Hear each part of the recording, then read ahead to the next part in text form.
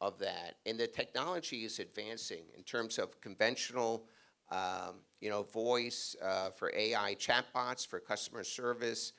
I'm actually, I mentioned earlier, visiting Emory University, and they are investing about $1 billion into AI. They're looking at AI for humanity initiatives, AI for health. And they have, as one of their labs is called an empathetic AI lab. So you're starting to even see from the technology perspective how emotional intelligence and is being factored into these AI systems, which is an interesting movement. So so I think these kinds of things will have to continue. I think the key too, which is developing the bridges between industry and government and NGOs. And I'll plug the Miami-Dade, the fairly new NSF grant of almost $3 million for the AI and workforce development initiatives. So it's those kinds of things that I think will be infused into the workforce, particularly here, and will make a difference. Great points. I want to zoom out for a minute. The United States, Florida, the world. When you talk about the rate of digital, of acquisition of the digital skills and kind of how we're postured, how would you compare the U.S. to the rest of the world in terms of our advancement? And then what do you see as specific opportunities or strengths here in Florida?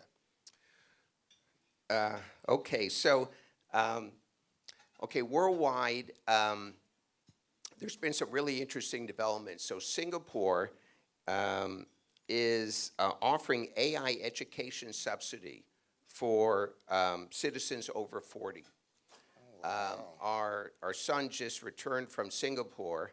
It's a long trip, but it's a great place if you have a chance to visit. But so that's interesting. And then worldwide now, and then we'll drill down to Florida.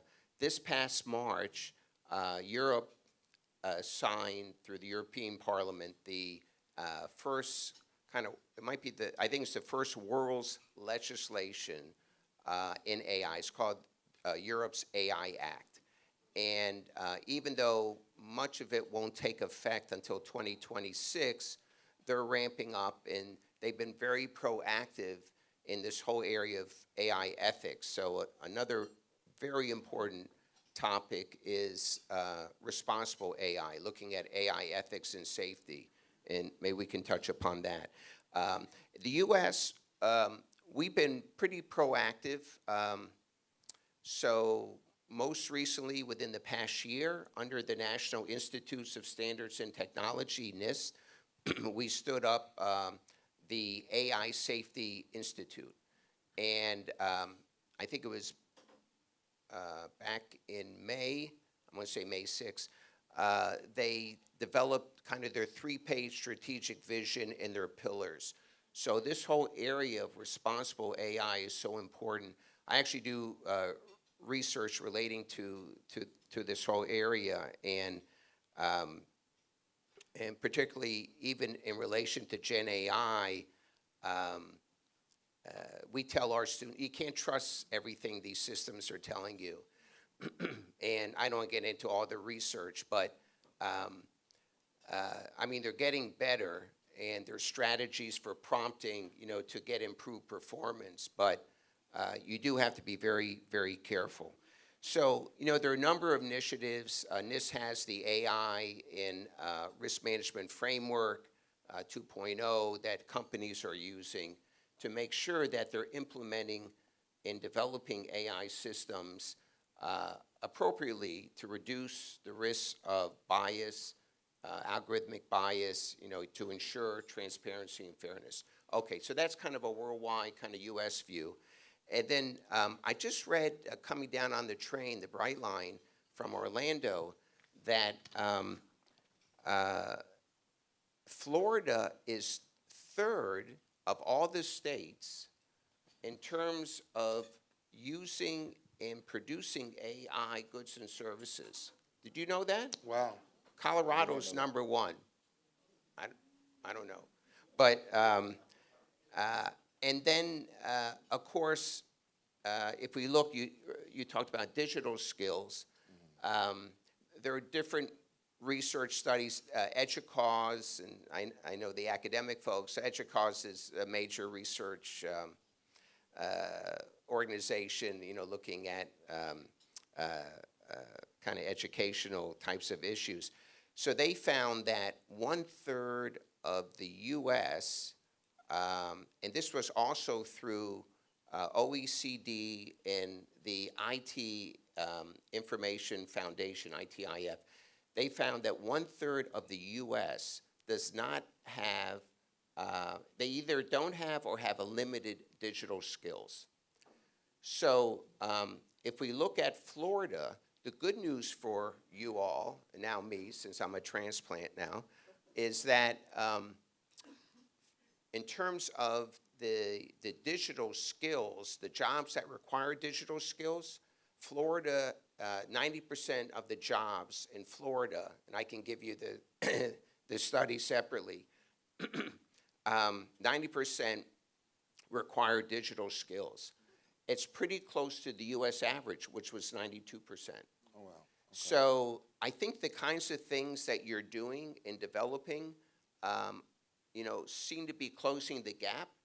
I know, hearing the mayor's comments and certain goals, for the region, certainly there are challenges and opportunities. When I spent some time at the Army War College, so I was the chaired professor of AI. Again, not much real intelligence, but the Army War College is where the generals typically will come out of that group, and they're just phenomenal. And I heard one of the key generals say, we don't have challenges, we have opportunities. So I think there's, an opportunity here for you all to kind of close that gap. So is that helpful? Yeah, that's helpful. Yeah. There are a few things you've hit on, and I want to try and recap a few of them and ask a couple more questions and then open it up for Q&A. So you've talked about training. So one of the things we're hearing loud and clear is that there has to be training and retooling of talent of the workforce, et cetera.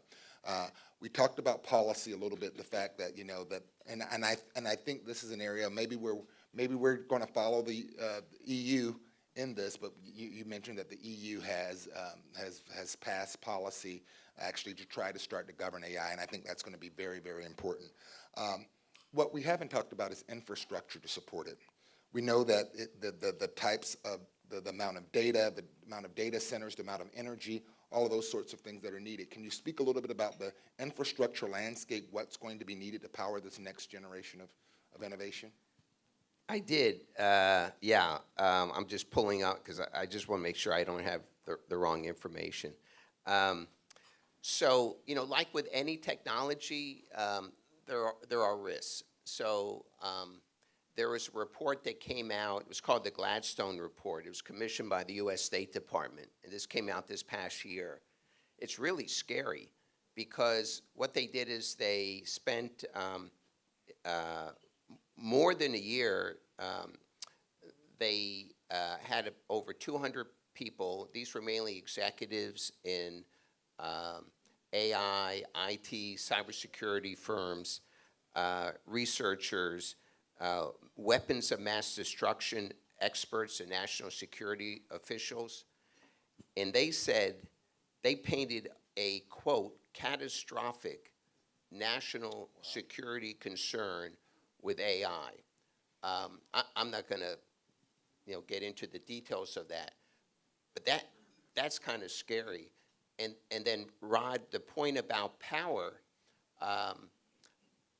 I know even in the Commonwealth of Pennsylvania, I have to be careful what I say. I'm not sure what's public, but but a very large company was even looking at using nuclear power plants to deal with the AI consumption level that's being generated. So I have a couple numbers for you. So I did my own research here. So it turns out that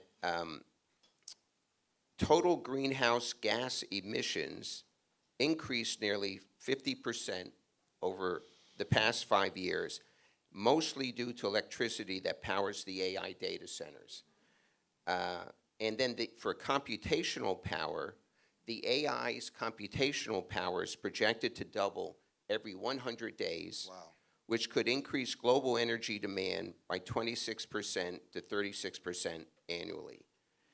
And Goldman Sachs, I don't know why well, I guess, yeah, they have data centers. They have found that the data centers will account for 8% of the US power usage by 2030, up from 3%. So I know here in Miami, sustainability in other places, is so important. I know there's also concern and movement, on the global climate issues. So that's kind of worrisome a little bit. And but I don't want to paint, a negative picture, particularly of AI, because we could say AI really builds efficiencies. Even it could be used to improve electricity usage efficiency by, shifting tasks that are most taxing, to off-peak hours and doing some modeling. So, you can really gain advantage, but there are some key risks. And then certainly on the responsible AI side, on the ethics side, is also, I think, an important issue to keep in mind. I'm going to ask one more question, and then we're going to open it up for Q&A. In your book, you talk about, his most recent book is Digital Transformation for the University of the Future. And in it, you talk about some of the strategies that education can incorporate. Can you walk us through some of those at a high level, and then we'll open it up for Q&A. Yeah. So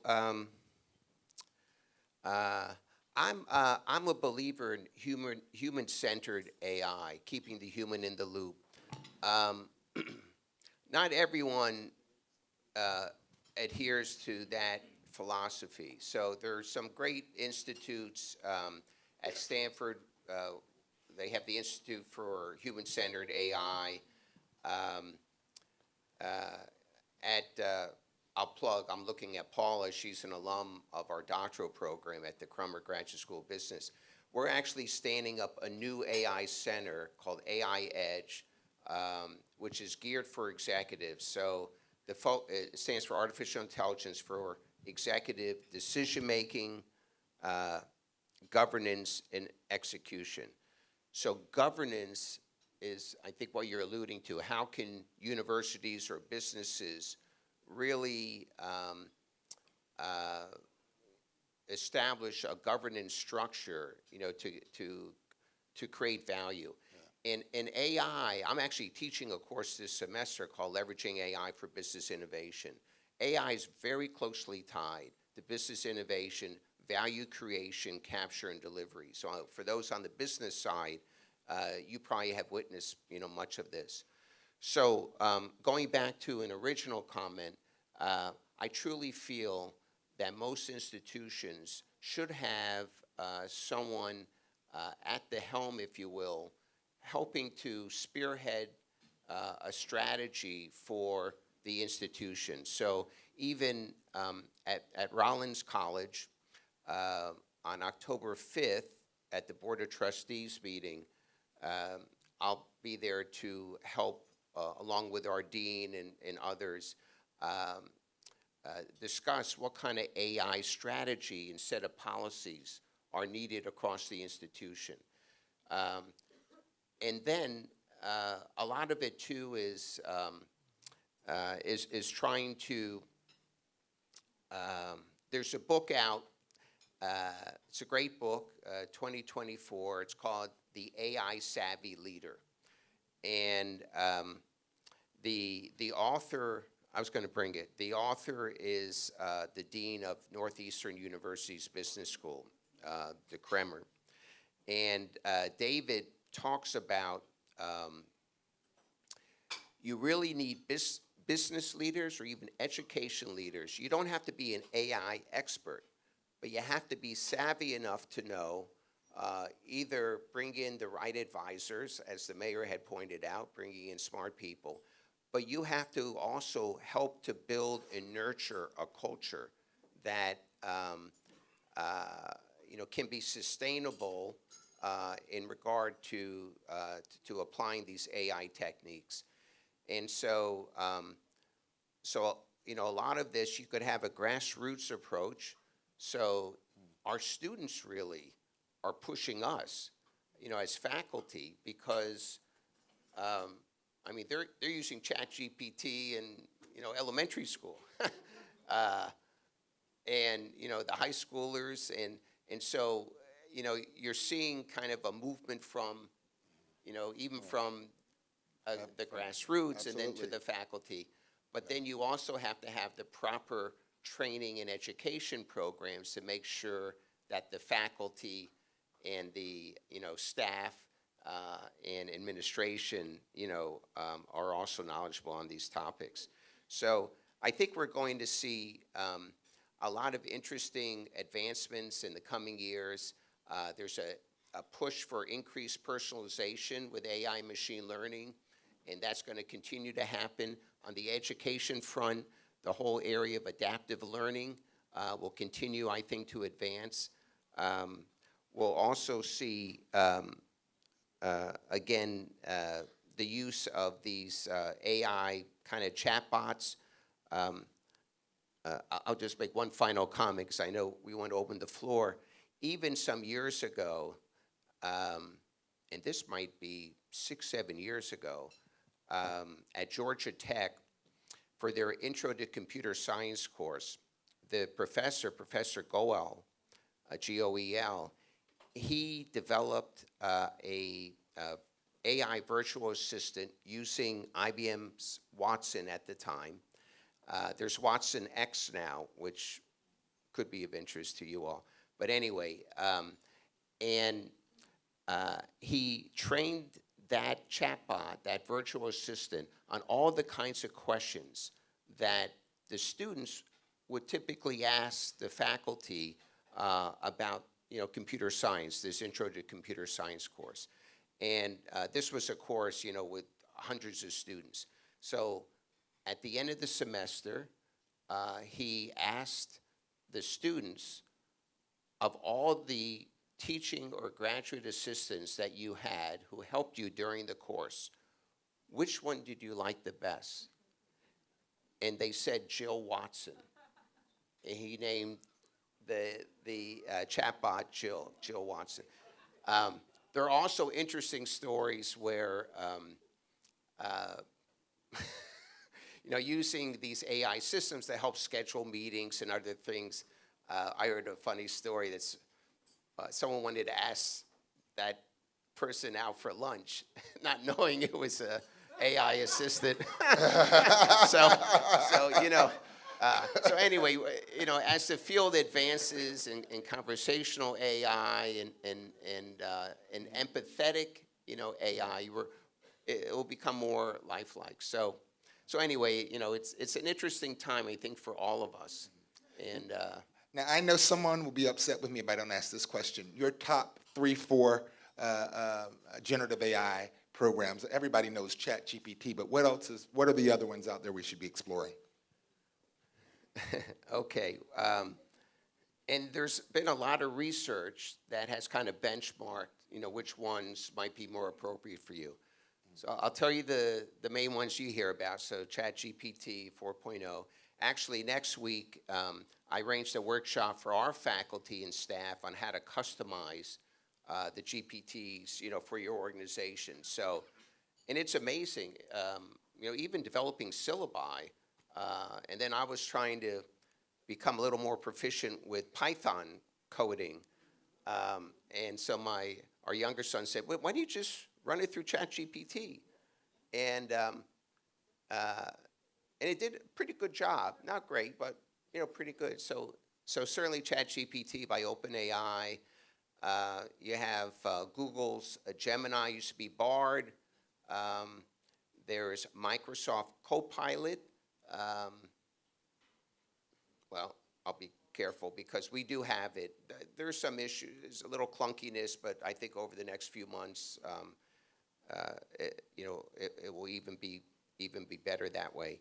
Um, Claude 3 by Anthropic is another leader. Some people use Perplexity, perplexity.ai, which is based on GPT. Um, and then there's some open source ones. So Vanderbilt University, actually Vanderbilt might be coming to West Palm to bring in a college of the own Graduate School of Business along with an innovation hub in a College of AI and Computer Science. So I think it's a $520 million project. So I'm sure our president from Barry is keeping an eye on that. But anyway, they developed, it's called Amplify. It's being tested now as open source, so we're actually testing it at Rollins. And it combines ChatGPT, it doesn't combine, under one system, one Gen AI, you could then go to ChatGPT, you could go to Claude 3, and then there's a European Gen AI, I think it's called Mistral, might be French. But just so you know, they all have issues. You really should learn proper strategies for prompting. So iteration, iteration, iteration. They hallucinate. And you might have to say, do not hallucinate as your last prompt. But prompt engineering is, it's really an emerging area. And just on salaries, I wish I was smart enough to be a prompt engineer, with large language models. I saw that they're making between $250,000 to $330,000 a year. Wow. So it's a hot field for sure. That's great. Let's give Dr. Leibowitz a round of applause.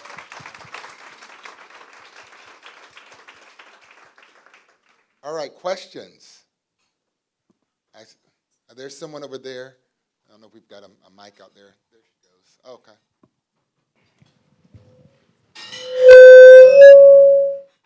I promise it wasn't me, it was AI. Hello, everybody. Courtney Camp, Bobby Crockett Foundation. And Dr. J, amazing. The question that I have for you, because we work with youth development and middle and high school students. And one of the things you just touched on, which is what we've really been working on for the past 2 years, is how to refine their ways of honing their skills in prompt engineering. What are some key tips and tricks for our middle and high schoolers so that they can really be efficient in prompt engineering? Okay. I'm going to put. It's on. Yeah. I'm going to put my new friend on the mic to answer that question. Then I'll follow up because you're actually doing it, correct?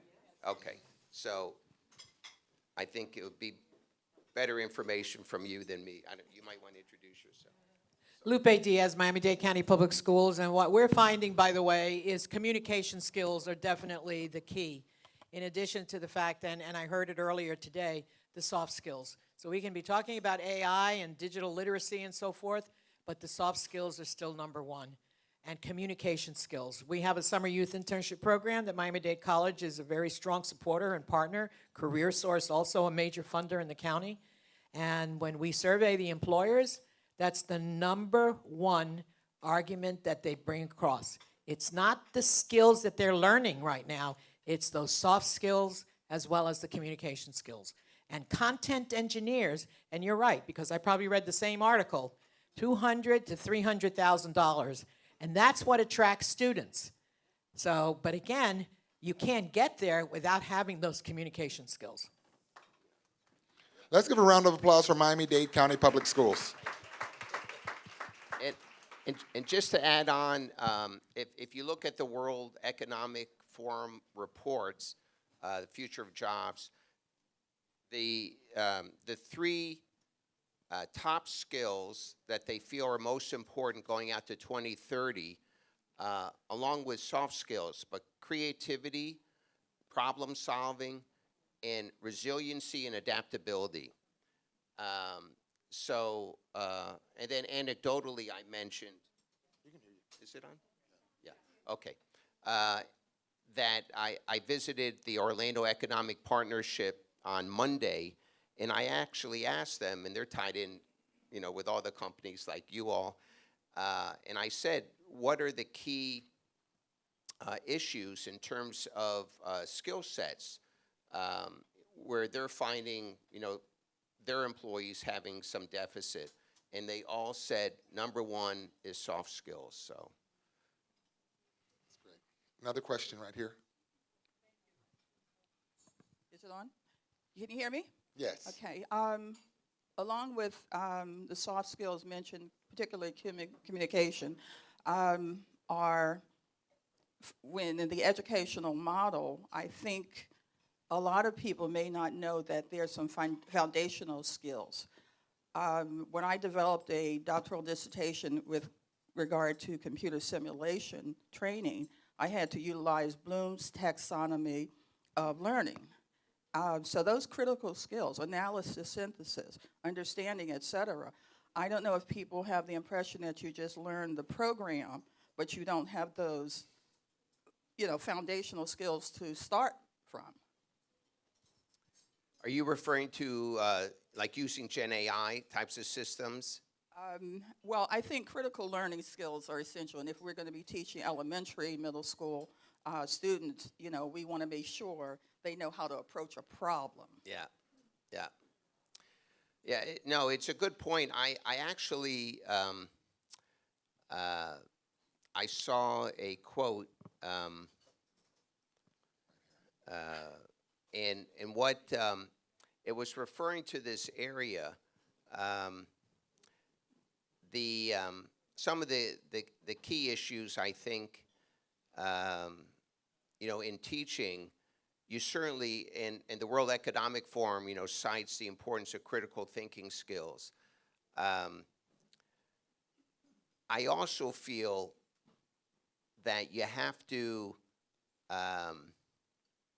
as an educator, you have to be kind of innovative and creative in how these skills are being taught. And I'll paraphrase the quote. Some people feel even with these Gen AI systems, because, that you might feel, okay, well, the students or the learner, whoever's using it, really, it's not really, applying his or her own, thoughts. But others feel, actually, you could go much deeper, because then you could do editing and curating and drill down. So, there could be some strong advantages, certainly in that regard. I'll give you one example. We have two sons, and when our older son was in elementary school, he approached a particular problem a different way. He got the right answer. It was sound, foundational knowledge. It was a proper approach. And he was penalized for not following one set methodology. But yet he was so creative in his thinking and was able to solve that problem, in a different way that maybe the teacher had never thought of. So I think we have to be, more open to, especially with the new generation coming through, and then also even with the COVID generation, with all the mental health issues. I mean, so it's challenging for us as educators. That's great. I have to acknowledge our chair-elect of the Beacon Council and one of the co-chairs of Opportunity Miami. Our other co-chair of Opportunity Miami is right here, Rick Beasley, and the mayor is our other co-chair of Opportunity Miami. But Christine Barney, please. Thank you. Last week, Instagram announced some of the strongest guidelines against social media use for users under 18. They made all the accounts private. They turned it off between 10 and 8 to encourage sleep. When it comes to AI, where do you think parents should be going to for advice on how to use AI safely for those who are under 18? And what are the issues the same as with social media, or are they different? That's a great question. Rod, do you want to answer that? No. So there was let me get the reference. So the leading technology companies, Cisco, IBM, they had a conference pretty recently to establish guidelines for kind of AI usage. And this was back in July. It was called the AI-Enabled ICT Workforce Consortium, ICT, Information and Communication Technologies. So the industry leaders there were Accenture, Google, IBM, Indeed, Intel, Microsoft, SAP, and they released a report called The Transformational Opportunity of AI. And the number one, so they said 92% of at least ICT jobs analyzed were expected to undergo either high or moderate transformation due to advancements in AI. And the top 3 technical skills that they felt would be important in terms of increasing in relevance were 1, AI ethics and responsible AI, gets to your point, AI literacy, and 3rd was prompt engineering. So, so to answer your question directly, there are different organizations that are looking at this issue. So, for example, the U.S. AI Safety Institute that I mentioned, part of their charter, if you look, they have like a 3-page kind of strategic vision of what they're trying to tackle, and a lot of it will focus on the kinds of issues that you're raising.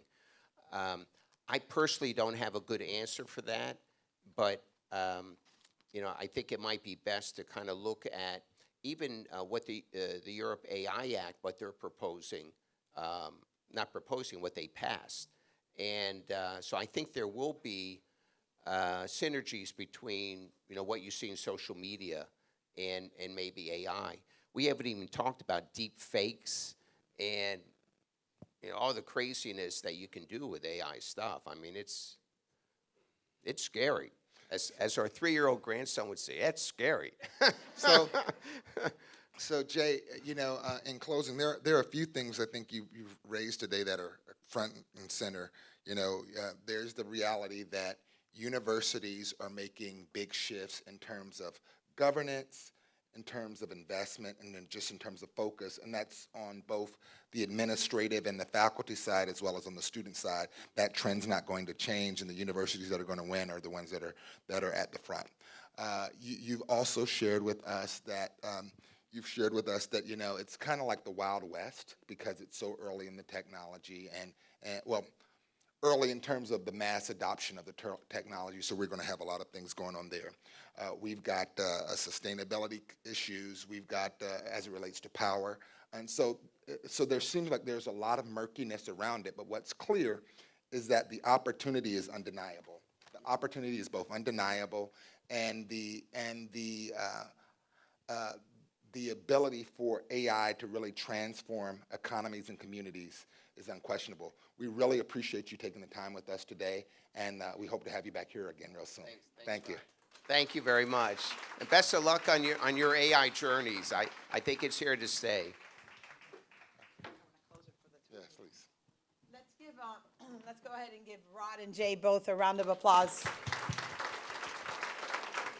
Jay, as Rod said, you gave us a lot of food for thought, and you certainly gave us some good data and statistics around it.